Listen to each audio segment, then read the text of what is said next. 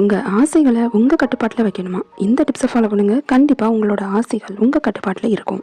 முதலாவது டிப்ஸ், ஆசை என்பது என்ன அப்படிங்கிறத தெளிவாக புரிஞ்சுக்கணும். அது நிரந்தரமற்றதா? நிரந்தரமில்லாத ஆசை தேவையில்லைங்கிறத முதலாவது ரியலைஸ் பண்ணணும். அப்போனா அதோட நினைப்பு நமக்கு குறைய ஆரம்பிச்சிடும். இரண்டாவது பாயிண்ட், நன்றி உணர்வும் நம்மக்கிட்ட இருக்கிற நன்மைகளை பற்றி நம்ம பாராட்டுறதும் தான் இரண்டாவது. மூணாவது, சிக்கன வாழ்வு.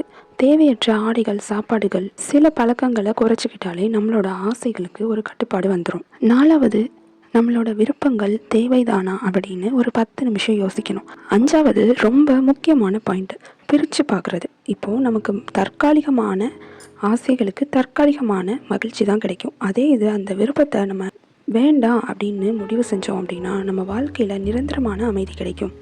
ஆறாவது, தியானம், யோகா, சுவாச பயிற்சி மற்றும் சில ஆன்மீக நூல்கள் படித்தோம் அப்படின்னா அதுலேருந்தே சில ஆழமான விளக்கங்கள் நமக்கு கிடைக்கும். இந்த டிப்ஸ் எல்லாம் ஃபாலோ பண்ணுங்கள். உங்களோட விருப்பங்களை சரியாக வழி நடத்துங்க.